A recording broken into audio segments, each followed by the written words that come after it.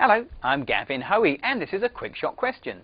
This week's question was sent in by Nick Stewart, and Nick says, I've just started taking portraits with speed lights, so flash guns, strobist, that kind of thing. Okay, I've been told that I should use a grey background. Why is this, and can you give me some tips? Okay, Nick, no trouble at all. Behind me you can see I've got a background set up, and that's a cloth grey background, but you can get them in paper as well. Now, one little tip straight off the bat: if you are going to use a cloth background, make sure you give it an iron before you put your model in front of it. Now, I've not done that, and it's kind of on purpose, and you'll see why in a bit. The beauty of using a grey background is it's very, very versatile.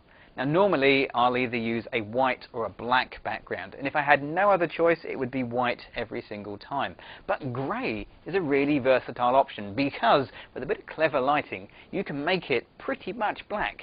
You can definitely make it white, and if you're really clever you can make it any colour that you like. And I'll try and show you all three techniques.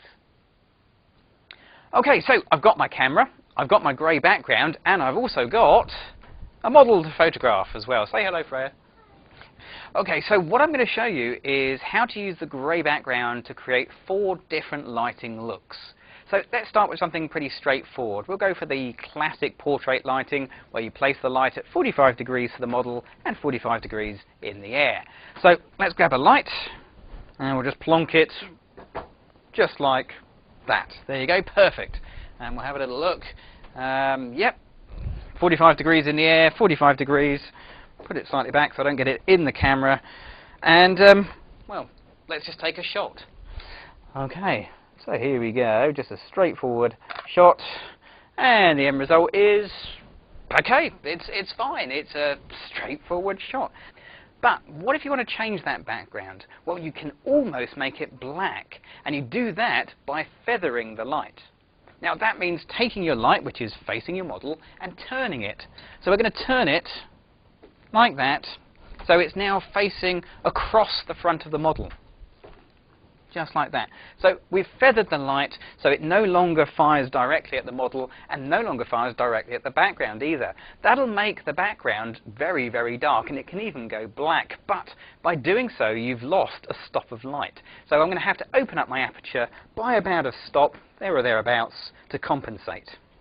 Okay, ready? Okay, you want to lean forward for me. That's perfect. Very nice indeed. And we'll take the shot. And look at that, the background has gone more or less completely black. And if you want it to go totally black, all you need to do is to move the subject further away from the background. Okay, so that's a dark background. But what if you want a white background? Well, you can do it. You can turn a grey background into a completely white one. But you will need a second light. So let's grab a second speed light, and we're going to put this in behind the model. So let's tuck this in behind you like that, and just out of the way, and we'll turn it on. Now when I turn it on I can see the speed light is on 1/8 power. I don't know if that's right or wrong. I'm just going to take a test shot and see how it comes out.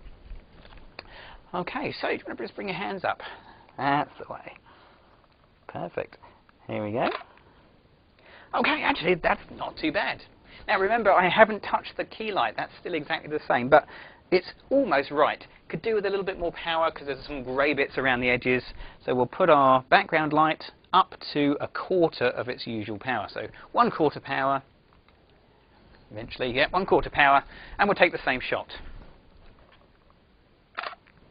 Fantastic, and it's a beautiful pure white background.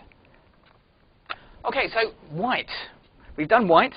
We've done black, and we've done grey, so we need one more. Well, what if you wanted a pink background, or a blue background, or a green background? Well, if you've got grey, you can have any of those colours, and any combination as well, simply by adding a gel to the background light. So let's grab one. I've got dozens and dozens of these, and they are tiny. They're designed to go over speed lights. They are extremely low cost and incredibly useful. All I'm going to do is stick that to the front of my speed light. Here we go. You hold that for me. Okay, so let's just take that away from you. And without changing anything, not touching a setting at all, we're just going to take the same shot and see what difference that gel makes. Okay, that's lovely. Just want to spin yourself around a little bit. That's the way. Great stuff.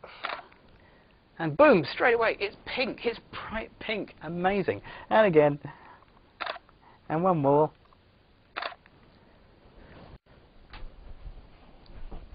Okay, Nick, there we go. I hope that answers your question.